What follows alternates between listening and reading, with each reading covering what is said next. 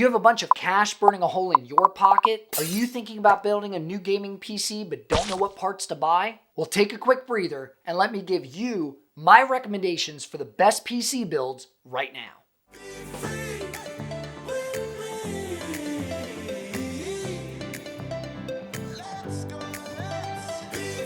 Hey everyone, I'm Danny. Welcome to Danny's Tech Channel. The CPU and the GPU are pretty much the most important things when it comes to building your computer because that's what really determines your gaming performance. Mostly. The past 2 years have kind of been a crap time when building a gaming PC. In fact, parts shortages and the cryptocurrency boom and everything really made it almost impossible to build a gaming PC for the whole time. All that has changed now with GPU mining ending and all this new hardware coming out. Now is the best time to build a new gaming PC. But don't worry, I'm gonna help you out. I've split this into 3 categories: 1080p, 1440p, and 4K. Those are the different resolutions you can choose. So depending on how you wanna play and how nice you want the graphics to look, and then of course your budget, that's gonna determine what category you'll wanna buy from. The first category is 1080p. This is where most people game at. In fact, according to the Steam hardware survey, 65% of people play on a 1080p monitor. That's a pretty big number. So the reason for this is it's low cost versus the good performance you can get out of it. You can get a 1920 by 1080 144 Hz monitor for relatively cheap. In fact, I picked this one up for around $180 USD. And it's very good quality. It's an IPS display. I did a whole video on it, so I'll leave it up here if you want to check it out whenever you feel like. The highlight of the 1080p build is the GPU. I chose the RX 6600. It's got 1,792 streaming processors, 8 gigabytes of GDDR6 memory at 14 gigabits per second, and it has a boost clock of 2,491 megahertz. This GPU is so well priced, you can usually find it for about $250 or so, give or take, and its performance in 1080p versus how much you're spending on that thing is unmatched. You've got 8 gigs of VRAM. It can run pretty much any game at max settings at a decent frame rate. I did 2 different types of builds for this one. I did an Intel build and an AMD build. The Intel build is centered around the i5-12400F and a B660 motherboard. The AMD build is centered around the Ryzen 5 5600 and a B550 board. They both use the RX 6600. If you're looking for a budget segment, I recommend a B550 board and don't spend more than between $100 to $150, whether it be B550 or B660. It really doesn't matter, it's your choice. If you wanna go with Intel or AMD, my recommendation right now is AMD, the 5600, you can't go wrong. It's only $150, so it's even cheaper than the 12400F, and you're gonna see the same performance no matter what, whether you choose Intel or AMD, because they're both 6-core 12-thread CPUs, and you're using that RX 6600 for both builds. And at 1080p, the higher settings, you're maxing yourself out on the GPU anyways. Here's some performance numbers that I pulled directly from AMD's website, but it'll give you an estimate of what you can expect with the RX 6600. They ran it up. This is 1080p max settings for the 6600. They got 102 FPS on Far Cry 6. Shadow of the Tomb Raider saw 118 FPS.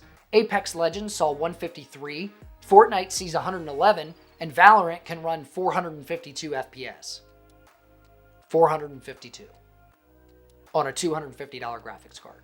Honestly, you could play Valorant on a potato. The next category is 1440p. Some people call this 2K. 1440p is really the name for it. Now, this is an up-and-coming resolution, and it is really catching on very quickly.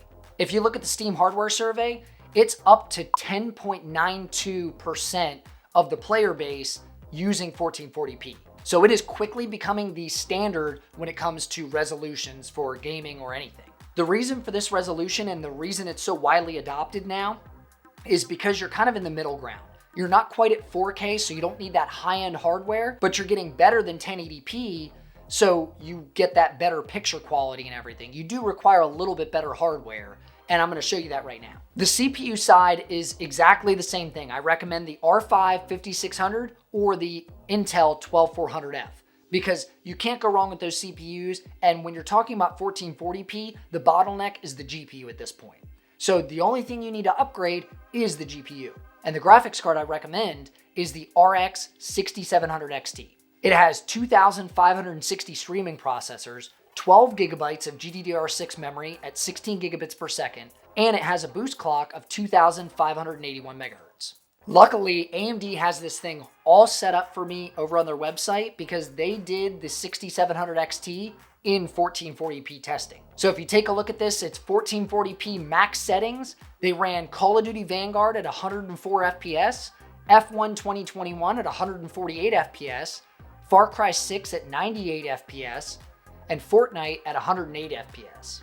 Now, the 6700 XT has actually gone up in price a little bit recently. The cheapest one I'm able to find right now is $429, but the cheapest price I saw the 6700 XT at was $359 over on Newegg about 2 weeks ago. So it is coming up a little bit. And that's probably due to the fact that people are actually buying these things now because they realize the performance is so good compared to the NVIDIA cards. Just a little quick information. In the 1440p category, I'm all about building balanced PCs. So yes, I said that you should be using the R5 5600 or the 12400F from Intel.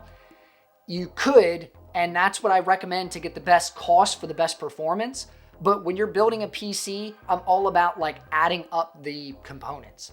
So I recommend you try to go with the Ryzen 7 5700X or the i7 variant like the 12700K or 12700F. Just because it gives you those extra cores and threads, and if you're already going to be spending more money on the GPU, you could upgrade your CPU too and see a little bit of performance bump based on the core counts and the increased clock speed. You can find the R7 5700X over on Newegg or Amazon for $240 right now. That's a really good deal. It's better, as you can see, to go with the AMD processors over Intel. They're just priced so well. 4K is the final category. This is for the enthusiast, the PC gamer that wants the best frames and the best quality and everything that's got to be the top.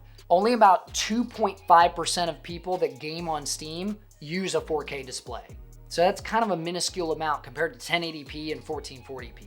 Now, I was going to recommend the RTX 3080 for the 4K category, either the 10 gig or the 12 gig, because they've come down so much in price. The cheapest one I've found is about $700.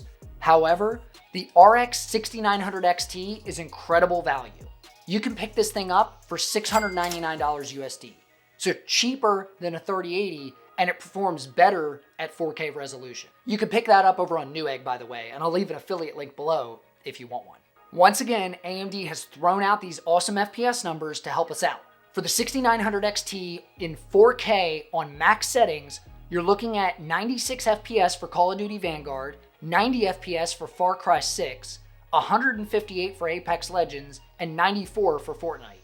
Now, for something like this GPU, if you're going to be spending $700 on it, don't skimp on the CPU. You could still use a B660 or B550 motherboard. I mean, that's your choice. But as I said before, build balanced PCs. Try to go with an i7 or a Ryzen 7 or even a Ryzen 9 or an i9 just to make sure that you have that headroom so you're not bottlenecking your GPU at all. I don't know if a Ryzen 5 would bottleneck a 6900 XT. Maybe that's a good video to test out. I'll have to pick one up when they drop in price a little bit more around the holidays. One last thing I want to tell you all today, any of these PC builds, whether it be the 1080p all the way up to the 4K, can be used for content creation or streaming as well. I always say gaming PCs make great workstation PCs. And they do, because gaming requirements are getting greater and greater these days. So when you build a PC for gaming, it happens to be good at other things too, like content creation.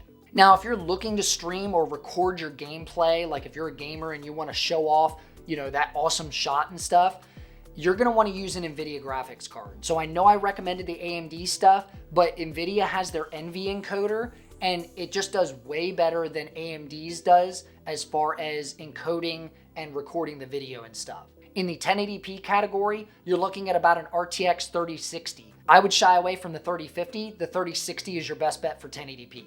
And then for 1440p, you've got a 3060 Ti or a 3070. And for 4K, you have a 3080 or 3090.